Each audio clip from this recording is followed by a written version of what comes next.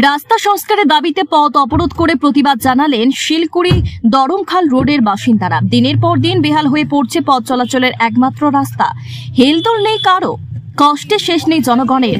অবশেষে ধৈর্যের বাঁধ ভাঙল। পথ অবরোধ করে রাস্তা সংস্কারের দাবিতে সোচ্চার হয়ে উঠলেন শিলকুড়ি দরমখাল রোডের বাসিন্দারা।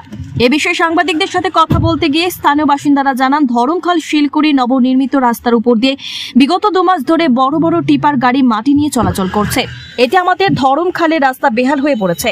বারবার দুর্ঘটনা ঘটছে ওই রাস্তায়। এমনকি স্কুলের ছাত্রছাত্রী থেকে শুরু করে অসুস্থ রোগীকে চিকিৎসা করানোর জন্য এই রাস্তা দিয়ে নেওয়া সম্ভব হয়ে গেছে। এছাড়া রাস্তার উপর দিয়ে গাড়ি যাওয়ার কারণে জলের পাইপলাইন ফেটে রাস্তা দিয়ে জল ভেসে যায়, কিন্তু খাওয়ার জল পাওয়া যায় না। এ বিষয়ে বারবার অভিযোগ জানানোর পরেও রাস্তা মেরামতের জন্য উদ্যোগী হয়নি কিছু অসাধু মাটি ব্যবসায়ী।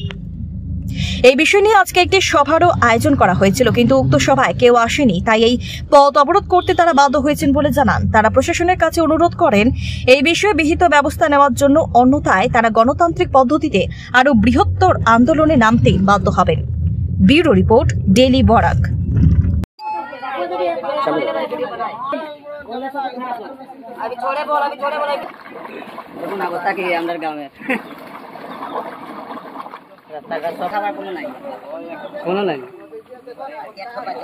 এই রাস্তার মধ্যে প্রায় 10,000-এর মতন পরিবার আছেন।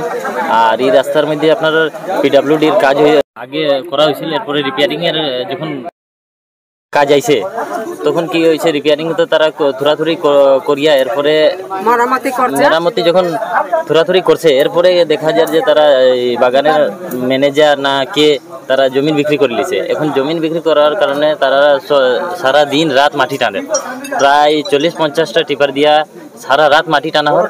এরপরে রাস্তার অবস্থা এমন খারাপ হয়েছে যে কেউই মানে যারা বালু মাফিয়া, মাটি মাফিয়া আছে, এরপরে যারা গভর্নমেন্টের মানুষও আবার এখান থেকে মাটি নেয়। এরপরে তারা অবজেকশন করা হয়েছে, তারা তো কোনো অবজেকশনের কোনো জবাবই দেয় না। এরপরে গ্রামের সব বাসিন্দা তারা বোধ করছেন কত। এখন আমরা দিদিকে যতটা মানে 10,000 পরিবার আছেন, তো আপনারা বুঝতে পারতে আছেন যে 10,000 পরিবারের কতজন মানুষ হইব, কতজন স্টুডেন্ট, প্রায় 8-10টা স্কুলের এখানের স্টুডেন্ট আছেন, কতটা হইব। তো সবে মানে যখন যান যে অটো নিয়ে অটোর পাল্টি মারি দেয়, সাইডে প্রায় 1 কোমর হাঁটু মতন গাতা হয়ে গেছে। অটো যাইতে সময় বহুত সাবধানে যায়, প্রায় আধা ঘন্টা যে রাস্তা বা 10 মিনিটে যাওয়া যাইতো এখানেও 1 ঘন্টা লাগে। আর বহুতজন অ্যাক্সিডেন্টও হয়েছেন, কারো পা ভাঙছে বা লাগছে। এরপরে একদিন তো এক গাড়িয়ে টিপারলায় একজনের মারি দিতে আছে। তো এই বহু সমস্যা হয়েছে প্রায়।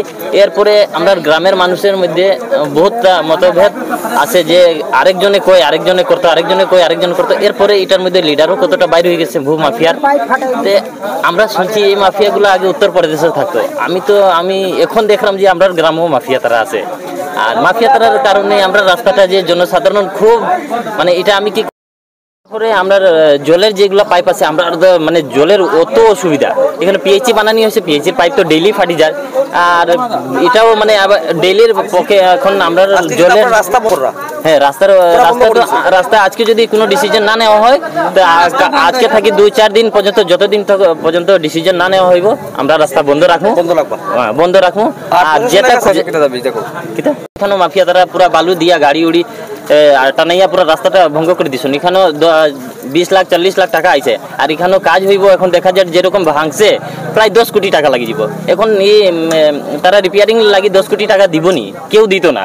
তো এখন আমরা জনসাধারণ প্রশাসনের কাছে আমরা আহ্বান জানাই যে আমরা রাস্তাটা ভালো মতো আবার থাকি রিপেয়ারিং হোক, আর এগুলা মাটি টানাটানি বন্ধ হোক। আর যদি তারা চান যে মাটি টানবো বা কোনো কিছু করবো, তা আমরা প্রথমে রাস্তা হেভি করিয়া বানাইয়া দিই।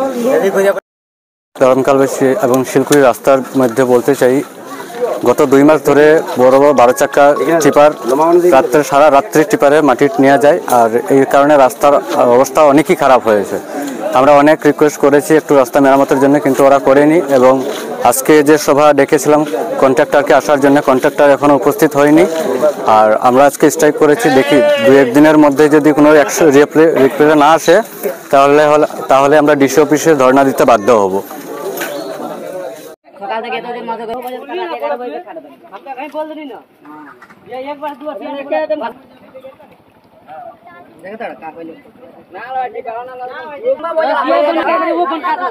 কালকে আমাদের এখানে মানুষ মরেছে, কাল পরশু মানুষটাকে টেনে নিয়ে যাওয়া হবে। লাস্ট টাকা গেল না, কাল পরশু লাস্ট টাকা গেল, রামুক লাস্ট টাকা গেল না।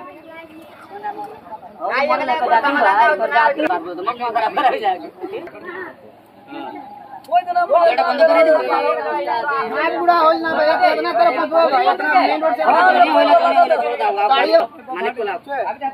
मालिक वाला को बारे में अभी वो पीएचडी मालिक है।